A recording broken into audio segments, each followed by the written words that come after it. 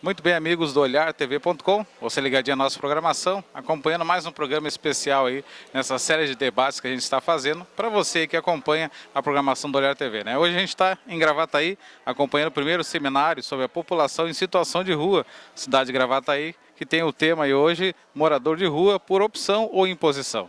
Você vai poder acompanhar conosco aí essa série de debates aí, acompanha a programação toda do Olhar TV.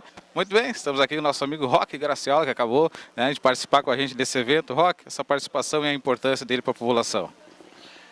Eu penso que a iniciativa é extraordinária, né?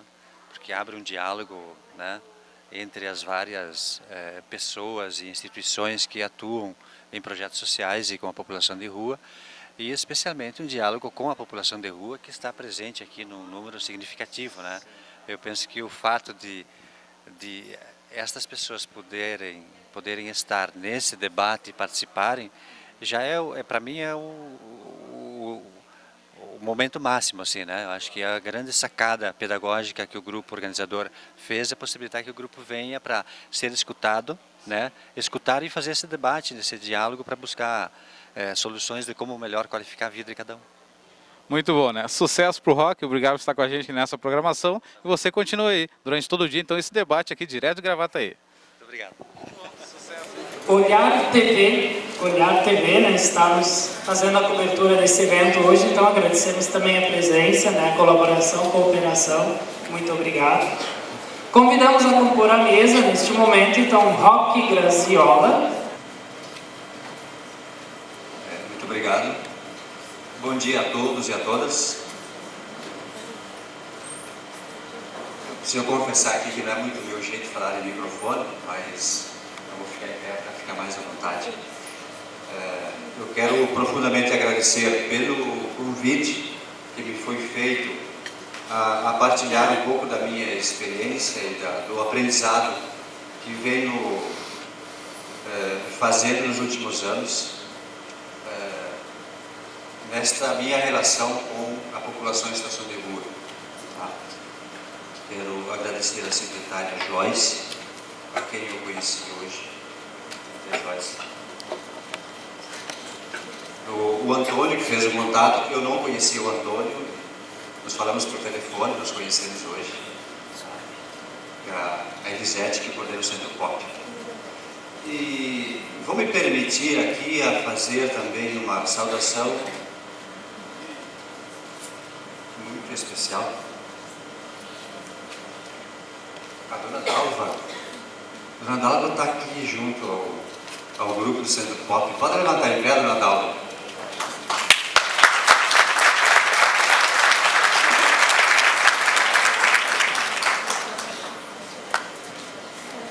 Essa mulher eu conheci em 2010, em Porto Alegre, junto a um grupo com quem eu me reúno desde 2008. Conheci a Dona Dalva junto com outros parceiros que continuam no movimento, de cabeça baixa, e fazia o trajeto diariamente do albergue municipal ao restaurante popular. De lá para cá nos tornamos muito conhecidos e aprendizes um com o outro. Escutei muitas falas da Dona Dalva, né? muitas perguntas ela me fez, né? Mas me chamou muito a atenção em 2009 quando iniciei a minha entrevista em vista da pesquisa de mestrado. Fiz um processo de entrevistas com 132 pessoas em situação de rua, uma das quais a Dona Dalva. E nesse processo trabalhei com a gravação das entrevistas. E a Dona Dalva falou durante 25 segundos. Eu fiquei, de certa forma, intrigado com isso. Tá? E ela terminou a entrevista dizendo o seguinte: professor, assim está muito bom para mim. Vamos continuar. Deixei isso escrito no texto da dissertação. De lá para cá, ela sempre me contava as caminhadas que ela fazia nos finais de semana. As caminhadas. Vinha para Gravataí, se deslocava para Canoas. Né? Segunda-feira ela chegava 10 horas, 11 horas da manhã no restaurante popular. né? E vinha a se reunir com um grupo com quem eu me reúno, como já disse, há 4 anos. Faço esse destaque porque na minha trajetória aprendi que o sujeito da nossa ação enquanto cidadãos, enquanto educadores, enquanto profissionais, o sujeito da nossa ação é a Dona Dalva, e são todos os outros que frequentam o Centro Pop, e quem sabe tantos outros que ainda não conhecem esses caminhos. Com isso eu quero dizer assim que eu quero fazer um diálogo com vocês hoje, trabalhando 2 pontos. O primeiro é desde um lugar onde nós falamos, atuamos e olhamos. Desde um lugar. E aí faço a pergunta a todos vocês. Qual é o meu lugar?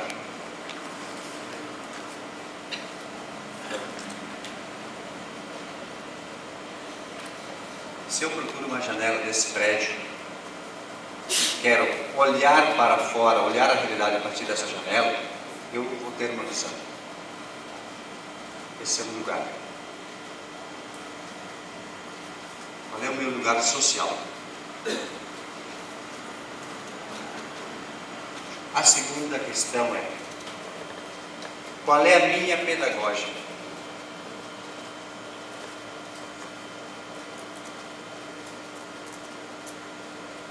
Qual é o meu jeito de fazer? Quais são meus referenciais sócio-históricos? Quais são meus referenciais crítico-teóricos? São as 2 perguntas básicas. Tá?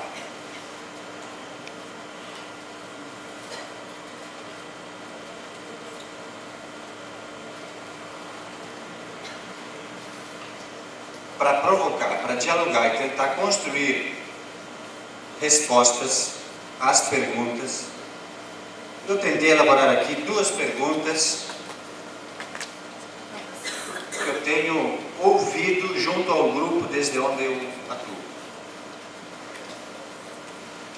E talvez se aproxime da experiência, da realidade das pessoas que hoje em situação de rua frequentam o Centro Pop de Gravataí. O que me leva para a rua?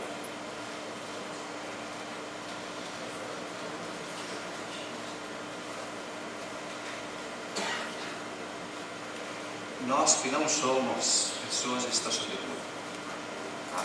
Para nós, professores, como é o meu caso, e a diversidade, profissionais e espaços onde nós atuamos, tentar nos perguntar: o que nos leva para a rua? O que me leva para a rua? Estou fazendo a pergunta e não do outro, no lugar do outro.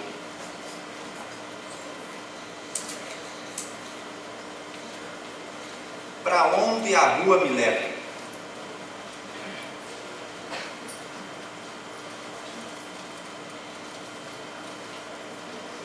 A verdade dessas perguntas, e é sempre uma verdade provisória, para nós é hipótese, para mim, educador, é uma hipótese. Porque eu tento fazer uma pergunta e respondê-la desde um lugar que eu não vivo. Eu não vivo a condição de rua. Posso me aproximar dessa verdade se eu estabeleço um diálogo de igual para igual, ou como diz Henrique Dussel, filósofo latino-americano, face a face. Quem vai responder é quem está em situação de rua. Então, a minha pedagógica, como educador,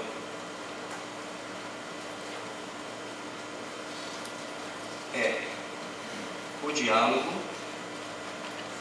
Primeiro que o diálogo é a escuta. Nós temos uma tendência, até pela força da militância, das nossas convicções, de frente a um problema e das hipóteses que nós levantamos, logo produzir respostas, né? E convencer o outro a fazer e se adequar às ações que nós entendemos que são as mais adequadas. Eu penso que, para nós que não vivemos a situação de rua, o desafio pedagógico é nos posicionar face a face com o outro, a pessoa em situação de rua, e escutar. Escutar. O que me leva para a rua? Para onde a rua me leva?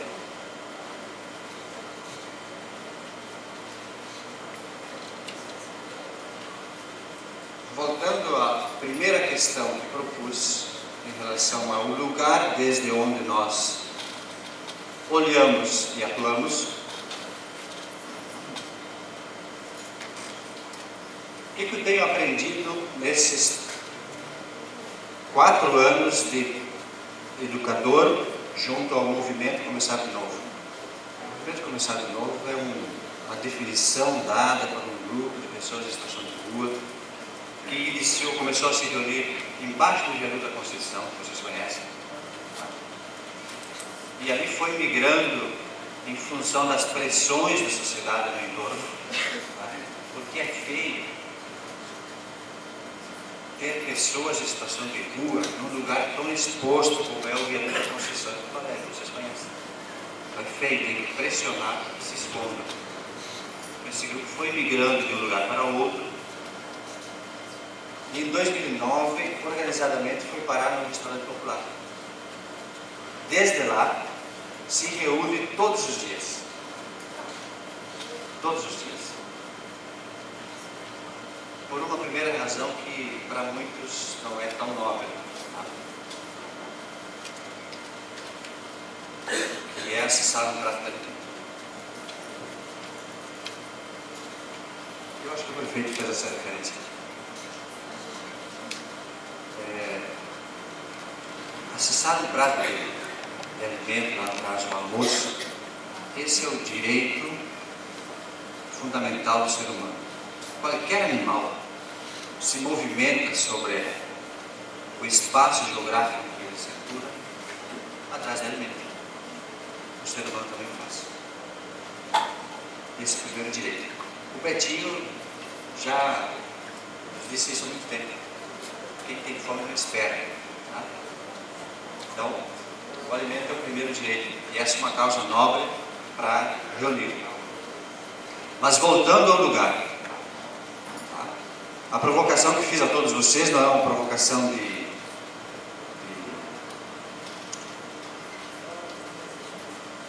dúvida, no sentido de negar o lugar de onde cada um está, mas é importante nós termos a consciência desde onde estamos, olhamos e propomos.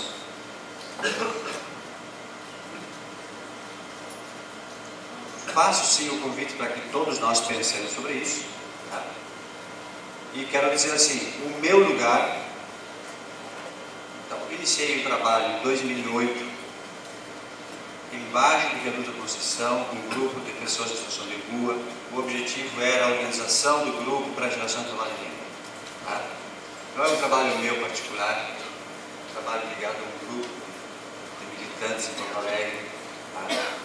E que hoje tem um diálogo com o CREA Centro da cidade e um diálogo com a diversidade ali da sociedade civil, organizações não governamentais, educadores e tal. Então, desde lá, fiz uma trajetória de atuar na coleta de material reciclado no centro, tá? Com carrinho, com saco. Fiz a trajetória de quase todas as pessoas em situação de rua naquela região fazem, que é coletar material e vender nos atravessadores da Avenida Farrapos. Tá? Entrei estabelecimentos que comercializam, né, como junto com o povo da rua para vender o material que eu tinha, com o objetivo de conhecer como é que se dá essa relação, porque é uma relação de trabalho. E pude observar que enquanto a pessoa em situação de rua luta para conseguir diariamente algum recurso para a compra de algum alimento, tá? Ou outras necessidades que entendem que tem que atender, na verdade ali se estabelece uma profunda relação de exploração. Você imagina o que significa recolher 4, 5 quilos de material, ir para um ponto de venda e o comprador te propor o seguinte: tu quer trocar por uma pedra?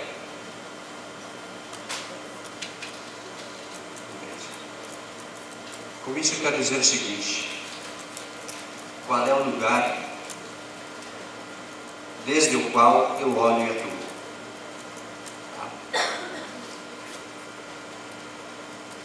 A sociedade se articula em várias esferas, eu vou dizer assim. Uma esfera é a governamental, o Estado, o município e todos os poderes. Uma outra esfera é a sociedade civil, e aí é bastante amplo dizer isso. Tá? Uma outra esfera é a organização da produção, do trabalho, tudo isso. Tá? Onde está a população de rua nesse conjunto de esferas que compõem a sociedade? E com isso puxar o tema aqui, né? Pessoas em situação de rua, da intolerância à inclusão social. Evidente que nós buscamos a inclusão. Inclusão em que? Em qual dessas esferas? Em quais dessas esferas? Me parece que isso tem que ser repensado. A própria política nacional da população de rua propõe a inclusão produtiva, o acesso ao emprego, etc. Eu estou convicto de que o acesso ao trabalho e a remuneração é fundamental para superar não somente a situação de rua, mas vários limites nossos enquanto seres humanos. Porém, numa dessas esferas da sociedade, evidente que não isoladamente, articuladamente, ela se alimenta da exclusão. O mundo do trabalho é uma fábrica de excluídos. Enquanto garante a exclusão para uma parcela da população, ela vai produzindo exclusões, vai jogando para fora do seu circuito um grupo significativo de pessoas. Isso é um problema muito sério. Para nós, militantes, educadores que queremos a inclusão, nós precisamos nos perguntar: que inclusão queremos? Incluir em quê? E aí, do ponto de vista da inclusão produtiva, o que se tem tentado fazer naquele movimento, naquele grupo que eu falei? E eu falava para o Antônio que eu acho que a gente pode dialogar agora continuadamente para aprender com as várias experiências que temos na região.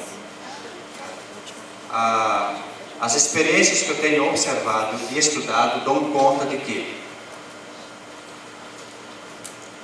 quando incluímos num sistema produtivo que se alimenta da lógica da exclusão, possivelmente a inclusão é temporária e a exclusão volta a acontecer na sequência. Então me parece que nós temos um desafio de criar outras lógicas, inclusive no trabalho. Não lógicas de competição e de exclusão, mas lógicas de cooperação.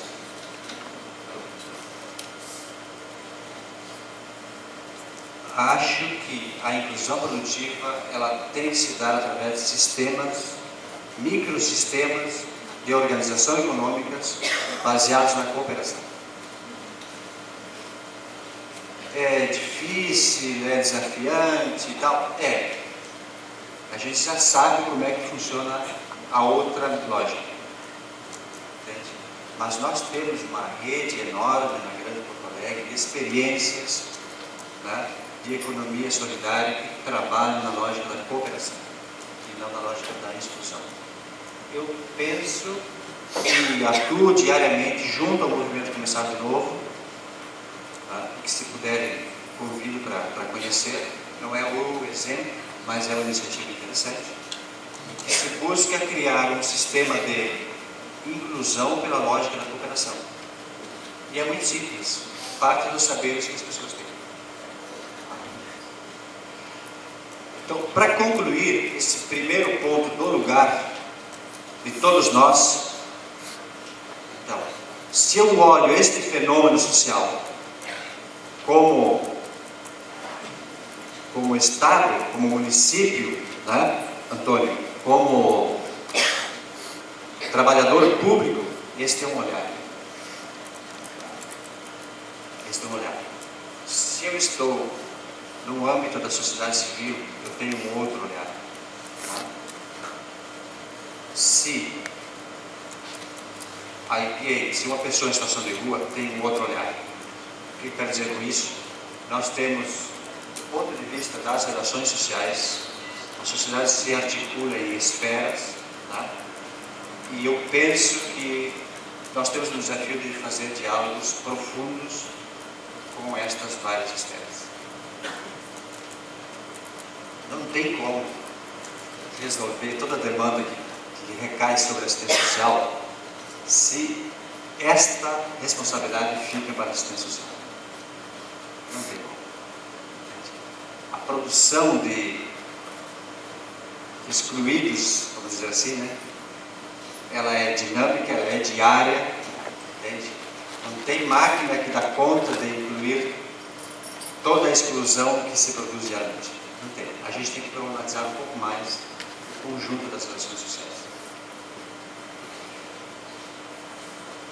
A segunda questão da pedagógica, já fiz algumas referências, e eu queria dizer o seguinte, que para nós que não somos pessoas em situação de rua, nós temos um desafio de encarar este fenômeno social não apenas como uma tentativa de superar ou ajudar a superar. Eu penso que nós temos que encarar esse fenômeno social como um fenômeno de pesquisa permanente. Nós precisamos estudar o que está acontecendo na sociedade brasileira, em que a população de rua cresce numericamente todos os dias. Estou dizendo isso a partir de pesquisas. Tá? Várias pesquisas estão à disposição da internet, a gente consegue acompanhar hoje, tá? Quase que simultaneamente. Todas apontam que as grandes cidades do Brasil registram um crescente número de pessoas em situação de rua. Porto Alegre, 2007 pesquisou 1.300 pessoas, 1.202. 1.202. Fez uma nova pesquisa em dezembro de 2011 e aí já são 1.347. Tem um crescente de mais de 10% na comparação com a pesquisa anterior. Entende? A olhos nus, caminhando pela cidade, a impressão é diferente. Entendeu? Mas, enfim, a pesquisa tem que ser levada a sério. O que eu quero dizer com isso? Ao mesmo tempo que encaramos essa realidade como um compromisso de buscar a superação, nós precisamos encará-la como um fenômeno de pesquisa permanente. Estudar. A pesquisa é uma forma, tem que trabalhar com caráter científico, de ver e pronunciar o mundo. Na medida em que eu estudo este fenômeno, eu necessariamente preciso me aproximar de quem vive a situação de rua. Eu preciso me colocar face a face, escutar, ouvir, registrar e aí produzir conhecimento. produzir conhecimento científico, técnico, elaborado, manter o diálogo com quem vive esta realidade, entendeu? Garantir que este estudo seja conhecido pelas pessoas que estão em situação de rua, seja conhecido, se apropriem, entende? Porque a reação verdadeira, humanizadora, como diz Paulo Freire, não virá sem a participação de quem vive esta realidade. Eu tenho me dedicado a estudar, e aí entrevistas, conversas, e a estudar alguns pesquisadores brasileiros e latino-americanos para compreender este fenômeno. E tenho me referenciado em pesquisadores e estudiosos humanistas. Só para deixar muito claro aqui, né? Para mim, Paulo Freire é a referência aqui no Brasil, não é o único. Estudo muito Marcos Arruda, que faz um diálogo com o mundo do trabalho e da economia solidária. Estudo muito Henrique Dussel, que é um filósofo argentino radicado no México e que é a referência em estudos filosóficos na América Latina e a nível mundial, porque são pessoas que nos levam a pensar sistematicamente, pensar o sistema, certo? O fenômeno que aparece em Gravataí, eu o vejo materialmente em Gravataí, mas ele é um fenômeno que é muito mais amplo. Como é que o sistema produz este resultado em Gravataí? Então, Henrique Dussel diz o seguinte: desde que o projeto europeu de descobertas, desde que esse projeto foi implementado, implantou-se um sistema mundo de dominação política, de exploração econômica, de sufocamento cultural, de destruição das comunidades locais. Para nós que estudamos a história da América Latina, temos isso muito claro, né? O que estudamos quando crianças como descoberta do Brasil, aos poucos vamos descobrindo que aí nós fazemos outra descoberta, que na verdade a descoberta não era bem isso. Do ponto de vista dos povos latino-americanos, houve uma intervenção política, no sistema organizativo das comunidades, uma exploração econômica, que as matérias-primas daqui foram sendo saqueadas e levadas para a Europa, né? E culturalmente as comunidades locais foram destruídas. Não só culturalmente. Os nativos da América Latina eram milhões, né? No Brasil hoje são 300 mil. Então, Dussel possibilita que a gente faça uma leitura do mundo. Paulo Freire, da sua experiência com pequenos agricultores, com trabalhadores da periferia, nos leva a sempre questionar qual é a minha posição, qual é o meu fazer, por isso que eu chamo de pedagógica, como professor, como educador, como militante, como pai, como mãe. Qual é a minha pedagógica? Para mim, Roque, a pedagógica começa em casa. Não quero aqui dizer que eu sou um pai perfeito, mas eu preciso me provocar. Que relação eu estabeleço com os meus filhos? Eu fui educado a obedecer os mais velhos e silenciar diante dos mais velhos. A vida me ensinou que essa pedagógica precisa ser repensada. Eu preciso dialogar. Sabendo que eu tenho uma história, eu tenho uma responsabilidade, não posso me furtar a isso, não posso negar, entende? Mas eu não posso reproduzir conscientemente uma pedagógica de dominação de pai para filho.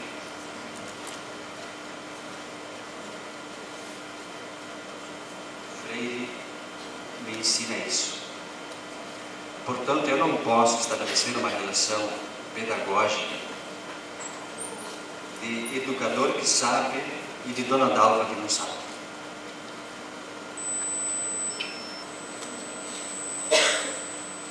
Eu preciso escutar e aprender com a dona Dalva, senão eu nunca vou conseguir cooperar, né, para produzir ações e relações que possam qualificar a vida da dona Dalva e a minha vida. Nisto que eu quero referenciar, que eu chamo de pedagógica, é o nosso jeito de fazer. Como pesquisador, então, eu serei sempre um aprendente.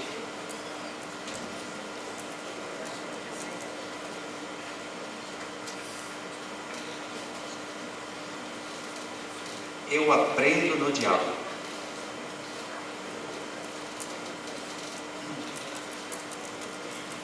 E aí Freire nos diz o seguinte: o diálogo não é um blá blá blá.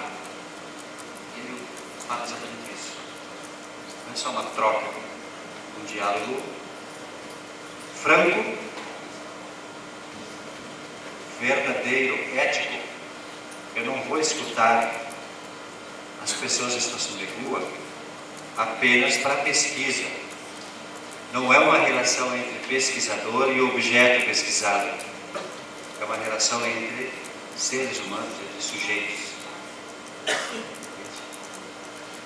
Esta relação é que Freire chama de uma relação humanizadora. A base para a emancipação. Freire diz que nós, como seres humanos, somos seres inacabados, sempre em mudança permanente. E aí ele vai dizer o seguinte: nós fomos feitos para ser mais, permanentemente. Com isso ele problematiza algumas leituras de mundo e de realidade que nós fazemos, do tipo: fulano já foi atendido não sei quantas vezes, não tem jeito. A dona Dalva está na rua há 10 anos, já tentamos, ajudamos, não tem jeito. Ele vai dizer o seguinte: essa é uma posição de educador que sabe mais, não escuta. O ser humano é um ser que se faz e se refaz permanentemente. Está em si, naturalmente, a condição de ser mais, né? Mas para isso a relação precisa ser dialógica, face a face, frente a frente.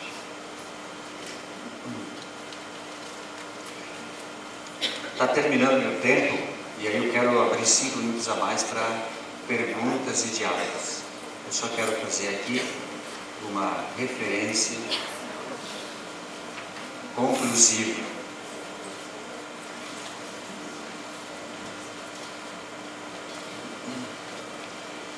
Que também são as palavras de uma das pessoas que eu pesquiso. Para concluir essa minha exposição aqui rápida e para afirmar a segunda questão que trouxe para vocês, da pedagógica. Quem é o ser humano? Quem somos nós?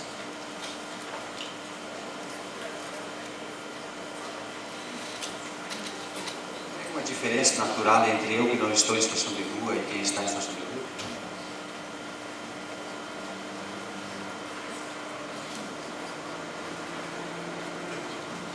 Essas contradições são naturais ou são sociais?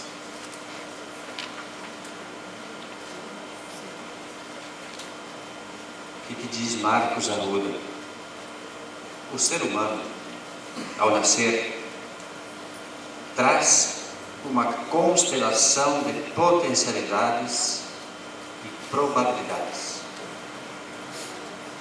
genéticas, enquanto indivíduo, societários, enquanto grupo, e filéticas, enquanto espécie. Nós somos da espécie humana.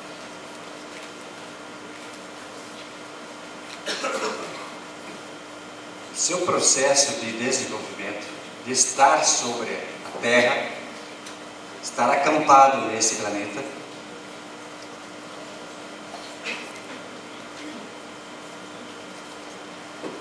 a sua existência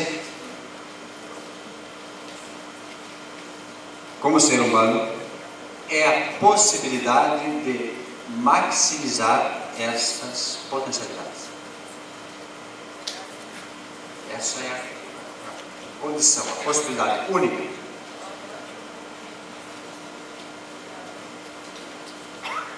Porém, somente conseguirá maximizar suas potencialidades, tanto naturais,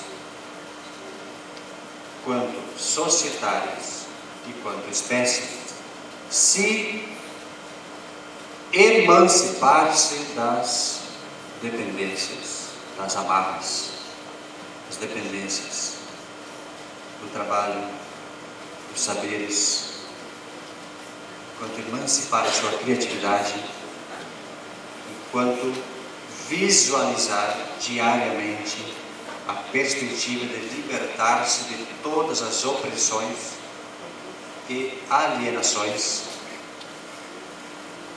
Somente neste processo permanente de buscar a emancipação é que poderá realizar-se como ser humano.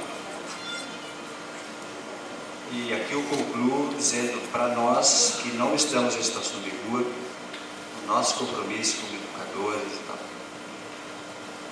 é de possibilidade, pela relação que estabelecemos com este público e com outros, que sejamos cooperadores, aprendentes, permanentes, na escuta, no diálogo, e através desse processo de escuta e diálogo, poder construir conjuntamente ações, projetos, espaços e parcerias, o que imaginarmos possível e necessário, né, para o enfrentamento deste fenômeno social e também. Enfim, quando preparei a minha participação aqui hoje, preparei um trabalho para ser apresentado em PowerPoint, depois fiz uma opção de mudar. Tá? Esse trabalho eu trouxe, eu vou deixar à disposição, se vocês quiserem multiplicar, multiplicam. Tá? São algumas referências que eu tenho produzido nesse tempo de trabalho como educador e também na minha pesquisa como mestrado.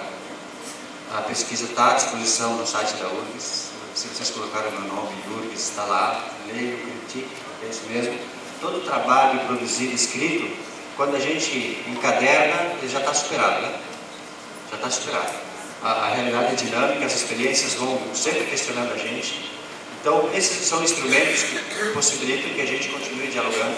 E eu quero me colocar à disposição para aprender com o Gravataí, conhecer a experiência do Centro Pop, vir com o grupo de lá para conhecer, né? Convidar vocês para irem lá. Eu acompanho um outro grupo em Guaíba, que está começando uma organização pelo trabalho em Guaíba. Eu acho que a gente vai aprender muito se fizer diálogo com essas várias iniciativas. Agora abro a perguntas ou intervenções ou críticas. Muito obrigado.